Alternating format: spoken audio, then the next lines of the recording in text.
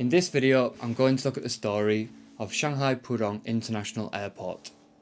In 2024, it became China's busiest airport, just overtaking Guangzhou Baiyun International. And today it's still a huge construction site as they're busy building Terminal 3. When Terminal 3 is open, the airport will be able to handle 130 million passengers a year. And the construction of this new terminal got me thinking, this would make the airport not only the busiest in China, but possibly one of the busiest in the world. But you'd be forgiven for not getting excited about this airport. I use this airport around 10 times a year. It's clean, modern and very efficient. But it is a little bland, especially if you compare it to something like Singapore's Changi or Beijing's Daxing Airport. So this week I researched the airport to find out more. Is Pudong Airport unfairly overlooked? How did this airport become so big? The story begins back in the 1980s.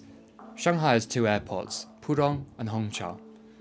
Hongqiao Airport's history dates back to the 1920s, but it was clear that by the end of the century, Shanghai would need a second, larger airport.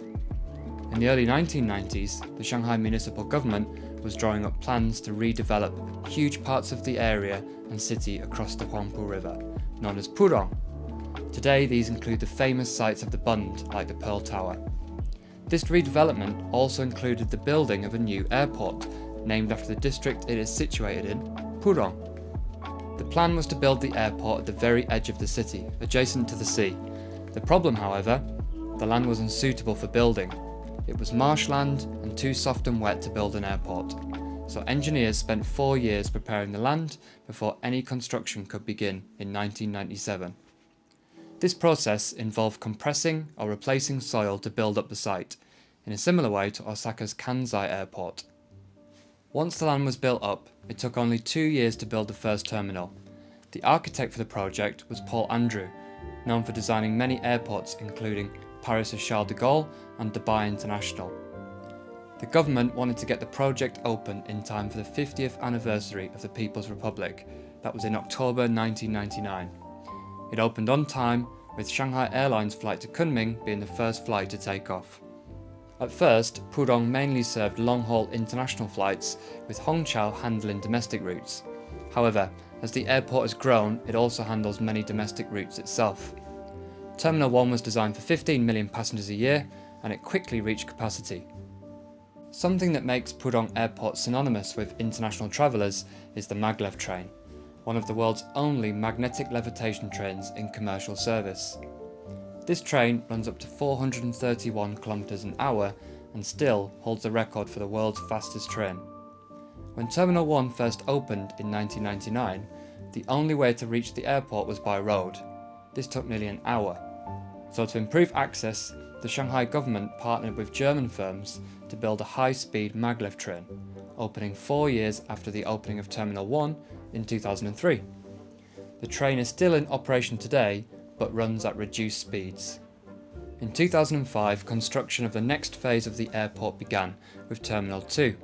To give some context, China was looking ahead to the 2008 Beijing Olympics and the 2010 Shanghai Expo. It needed to improve transport infrastructure and was eager to show the world the rapid development and modernity of China. Terminal 2 opened in March 2008 and was twice the size of Terminal 1. Its design featured long wave-like roofs, meant to create some harmony with the design of Terminal 1.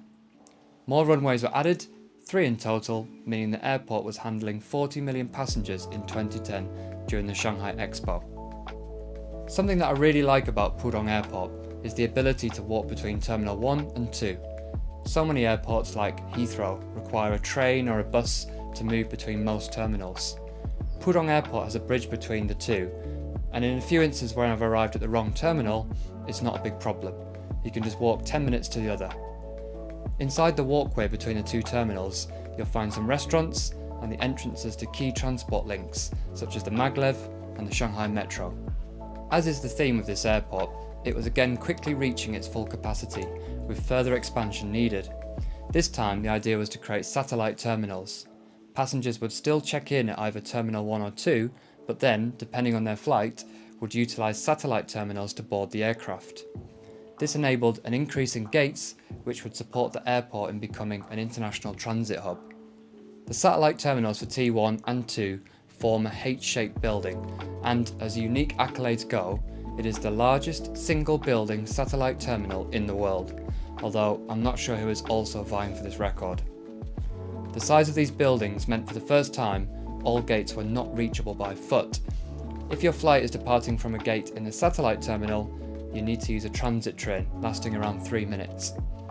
The satellite terminal is still a relatively new addition to the airport, only opening in 2019, and means the airport coped with 80 million passengers in 2024. This exceeded Guangzhou's Baiyun Airport for the first time and made it the busiest airport in the whole of mainland China. Another recent addition to the airport is the Airport Link Line, which opened last year. Shanghai's old airport in Hongqiao is a big domestic transport hub and is paired on the same site as the city's biggest train station.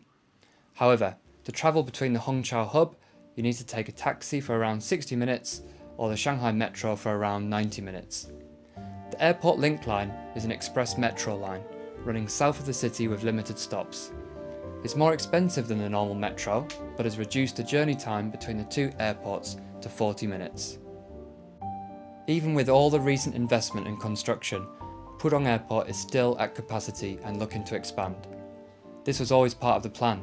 The airport site was chosen in the 1990s to ensure that throughout the years it could expand in phases. The most recent project is to build Terminal 3.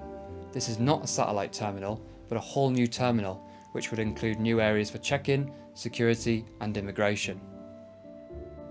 Terminal 3 is being built in an X shape. This style of airport building means that passengers shouldn't need to walk more than 8 minutes to their gate.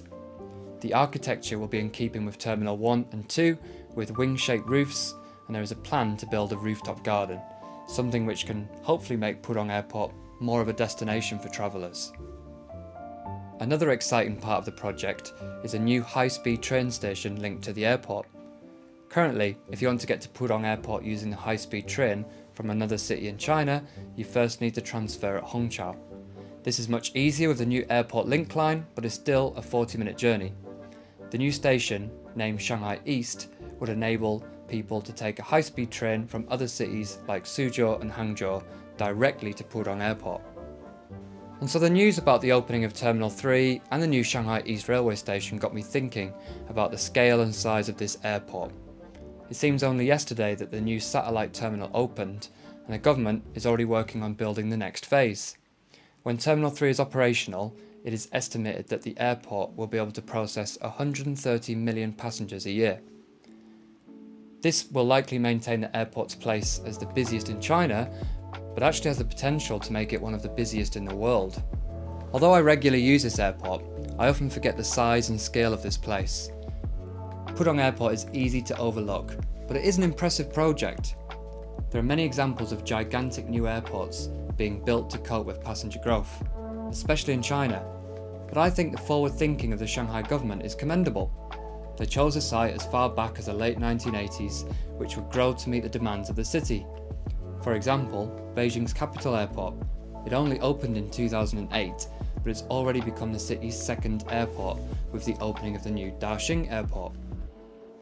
Shanghai, however, has a site which has been growing consistently for 30 years.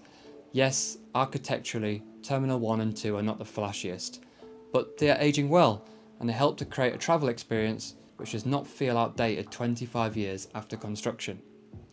When it opens in 2028, I will definitely be one of the first passengers to use the new terminal, and it'll be interesting to see just how big this airport can become.